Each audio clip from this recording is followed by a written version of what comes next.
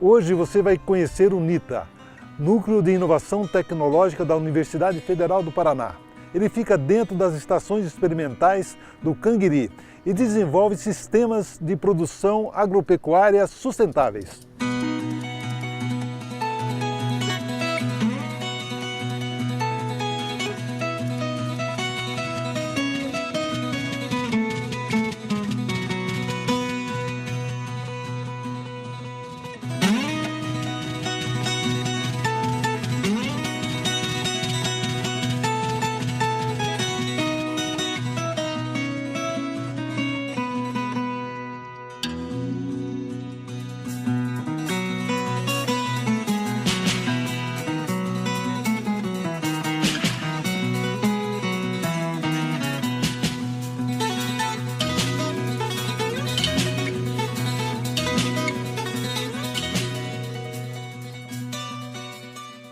Nós estamos aqui na fazenda da Universidade Federal do Paraná com o professor Aníbal de Moraes. Ele é coordenador do NITA, o Núcleo de Tecnologia, de Inovação Tecnológica em Agropecuária. E esse núcleo, professor, ele estuda o quê? Quais os sistemas que esse núcleo está fazendo nesse momento? Nós criamos o NITA, Núcleo de Inovação Tecnológica em Agropecuária, cerca de 7 anos atrás, com o objetivo de estudar sistemas integrados de produção agropecuária, porque a gente já tinha uma tradição, os primeiros trabalhos de pesquisa com integração lavoura-pecuária iniciaram no Paraná, mais precisamente em Guarapuava, com professores e alunos da nossa Universidade Federal do Paraná, em parceria com a cooperativa agrária, isso há 23 anos atrás. E desenvolvemos ao longo do tempo essas atividades de pesquisa, sempre com as parcerias, seja a agrária, que foi durante 6 anos, depois tivemos um trabalho desenvolvido durante 8 anos também em parceria com o IAPAR, com a Coamo, em Campo Mourão, posteriormente com a cooperativa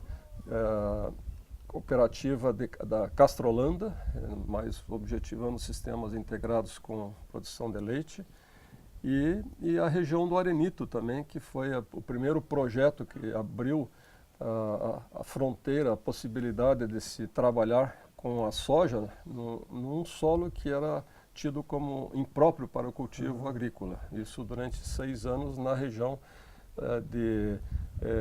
do Arenito, né, noroeste do estado.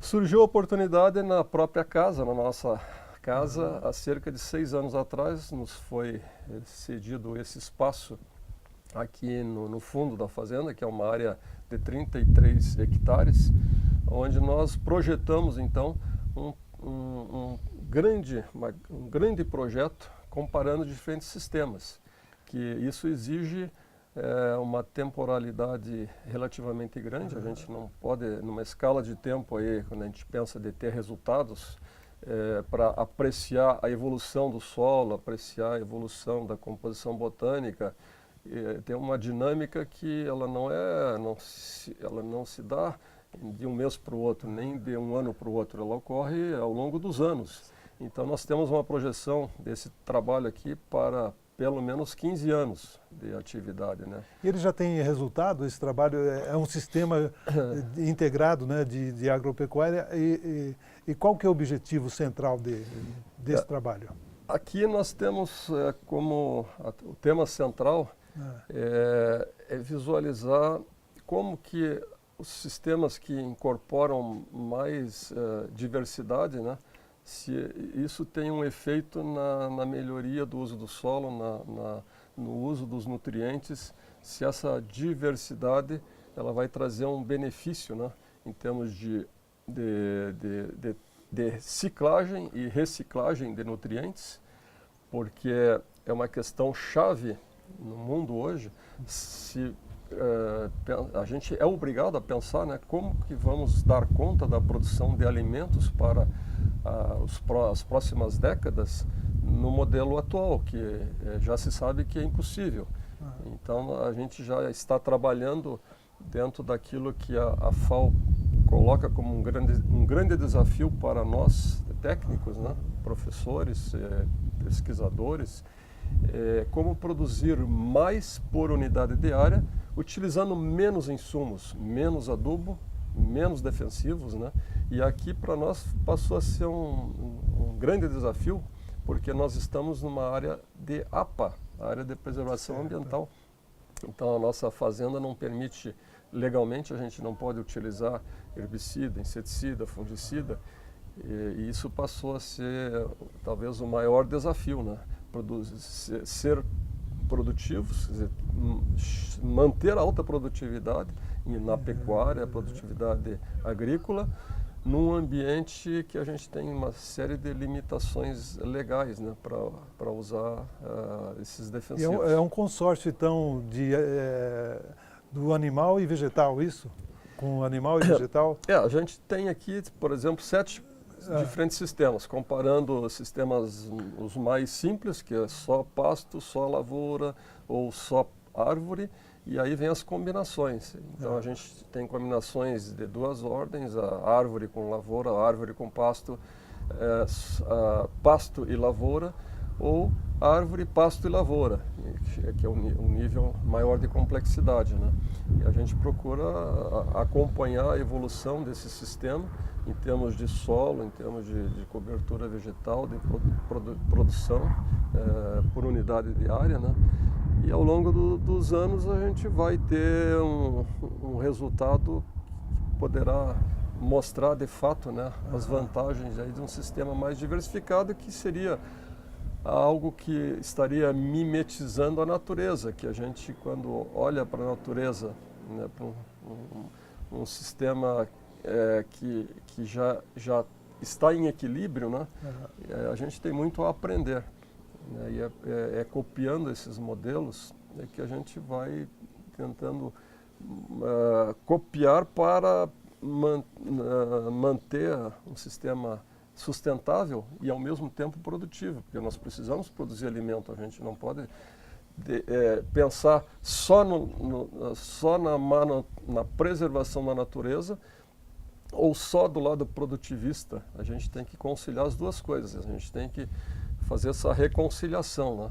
Produzir alimento de uma forma que também se preserve que preserve o solo, natureza, preserve o solo, preserve o ambiente, que é o ambiente que nossos filhos vão precisar, né, no futuro, para continuar sobrevivendo, né? Certo. Professor, o Paraná Agro Repórter tem um formato diferente, então nós vamos trazer algumas perguntas feitas por alunos e até por professores sobre o Sistema Integrado em Agropecuária. Professor, qual a importância dos sistemas integrados de produção agropecuária para o cenário agropecuário brasileiro? É uma importância, eu diria, tanto a curto prazo quanto a longo prazo, porque o nosso modelo de produção agropecuária, ele é um modelo que está sendo copiado também em outros países do mundo. A própria FAO tem acompanhado a evolução que tem ocorrido aqui no país. O sistema de plantio direto, ele hoje é um exemplo para muitos países do mundo. A integração lavoura-pecuária, né, dentro de um modelo de agricultura conservacionista iniciou também aqui no Brasil e hoje ele é copiado como modelo para a FAO. Então tem uma consequência de ser um espelho para outros países, assim como dentro do país nós passamos a utilizar modelos que possam garantir a continuidade da produção de alimento, onde a gente vai ter cada vez mais uma pressão de pragas, uma pressão de plantas daninhas que se tornam resistentes, né, aos diversos produtos existentes no mercado, uma pressão de fungos, né, um exemplo aí que hoje é mais evidente, né, para a lavoura da soja, a ferrugem, que é um problema sério, né, E a gente, dentro de um modelo integrado, consegue quebrar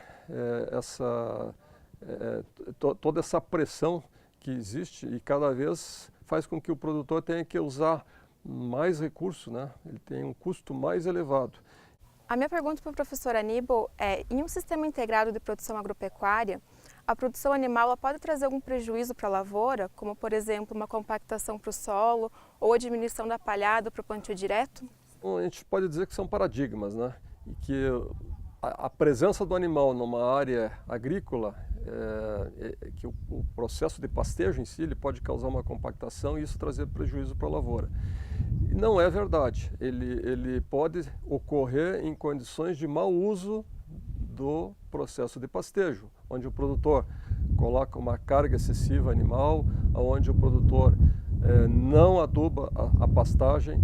Né? Em todos os anos que a gente vem trabalhando, isso já fazem 23 anos, e as medições que a gente faz, o acompanhamento da parte física do solo, mostram que não há problema nenhum em qualquer tipo de solo. Pode ser um solo mais pesado, um latossolo, como o exemplo de Guarapuava, tem o latossolo Bruno, que se trabalhou e se trabalha até hoje, nunca teve problema.